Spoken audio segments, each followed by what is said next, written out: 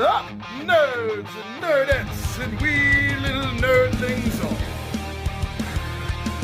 It's your buddy Big John and G, the Two Gun Pixie presents Legendary Gaming.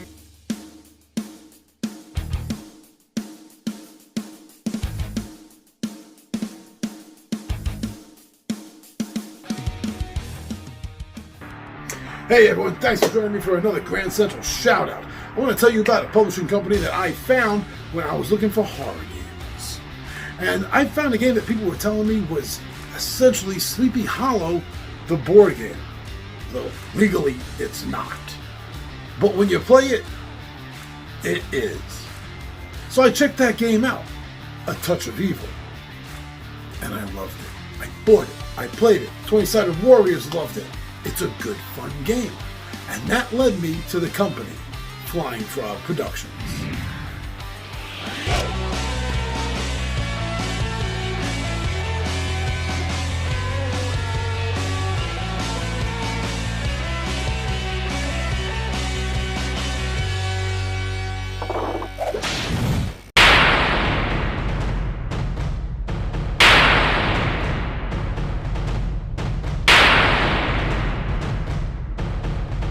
Flying Frog Productions is a premier gaming company that is dedicated to making fun, fast-paced, and exciting board games.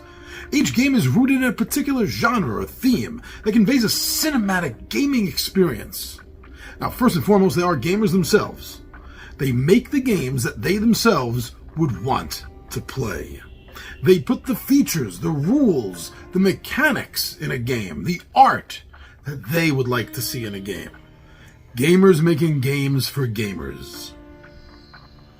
Now, I wanted to make sure that this dropped this month in October because they're one of the few gaming companies that I can think of that are solely just dedicated to horror. Really, pretty much everything they do revolves around horror, although most of what they do does also add in a feel of almost like a 1950s cult B-movie. Last Night on Earth is an example of this. 2 to 6 player game for ages 12 and up that's going to take you 60 to 90 minutes. Now this game is a zombie game. It is a zombie survival game. But it's a little different than most in that this is a versus game. In this game, one or more players will be playing the zombies, while the other players will be playing the humans. And depending on what the goal of that particular scene is, well, they're always just trying to survive. This game relies heavily on that motion picture B-zombie feel. And the board is a tile board, so it allows you to change things up in the environment each time you play. Shadows of Brimstone takes a deep look into the Old West if it was written by H.P. Lovecraft. This 2 to 4 player game, although with the expansion I believe you can get up to 6 comfortably to play the game, will take 1 to 2 hours.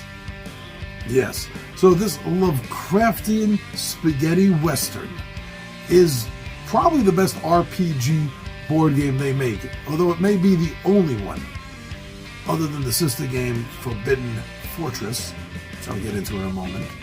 But this does. It combines both tabletop RPG feel as well as a bit of a video game RPG feel.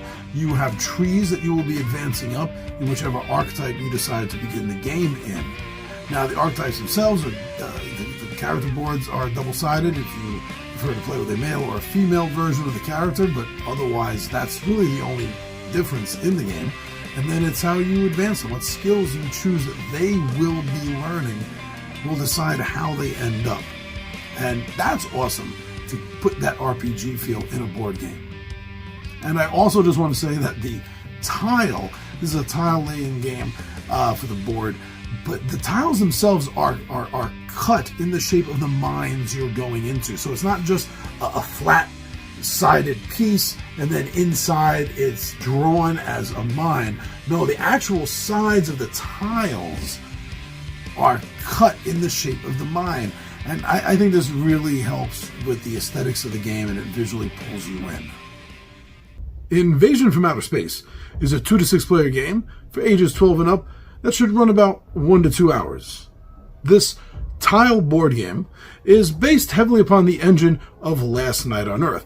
In fact, it combines with the game quite well. You can play either of them individually, solo, or you can put the two together. And in this game, it's humans, particularly circus folk, clowns, acrobats, entertainers, that happen to, by luck, be in the middle of a Martian invasion.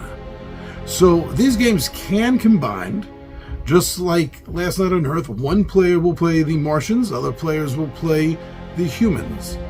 And you can combine this. You can make your own Plan 9 from outer space with these two games. Consider that a little metagaming, huh?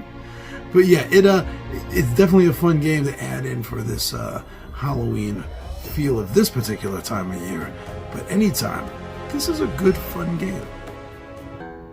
As alluded to earlier when I was talking about Shadows of Brimstone, comes Forbidden Fortress. This is the same game, same concept in a sense, but it takes place in feudal Japan. Having these monstrosities and demons from Asian folklore all combined, it gives this feel a much more in-your-face action feel, I think, with the majority of combat as opposed to the cowboy game, which is pretty, bang up spectacular itself, especially with dynamite. But yeah, this is the feudal Japan version of the game. If you like Shadows of Brimstone, you definitely are going to need to check out Forbidden Fortress, and vice versa. Fortune and Glory. This 1930s set game is all about high adventure in an Indiana Jones style of action. Alan Quatermain, legendary status of adventure. This is good for 1 to 8 players, ages 12 and up, and should take you 90 to 180 minutes. This game is subtitled The Cliffhanger Game, and it is for a very specific reason. The game utilizes that cinematic style in its gameplay. During the game, you're going to have challenges that you're going to have to overcome. And if you fail the challenge, then you're going to have to flip the card over, and that's where you begin your next turn. No matter what kind of actions you had left, it's over until your next turn, and you have to deal with it. Such as maybe a car chase turning into going over the side of a cliff. So it brings in that literal cliffhanger sense to almost every round of the game. You'll be literally globe-trotting. This game is as a sandbox as a world map can get, I guess. Although it lacks the nuances of being able to go anywhere in the world. You can go to any point in the world that's pre-set up, pre-made. But you're going to be chasing clues down and hunting your way to try to find an artifact at a location. And this game brings in exactly that. You will be achieving, as the title says, much fortune and glory. So overall, Flying Frog Productions is a great company to talk about, I think, right now in the month of October. Although the games aren't Splatterhouse games, they all do have a sense of horror about them. Alien invasion, monstrosities from another dimension, zombies. It is the thing of some nightmares. So check this company out if you're looking for someone that regularly publishes good horror / sci-fi / cinematic games. You won't be let down by Flying Frog Production. I'm your buddy Big Johnny G for Two Gun Pixie presents Legendary Gaming, and my friends, yeah!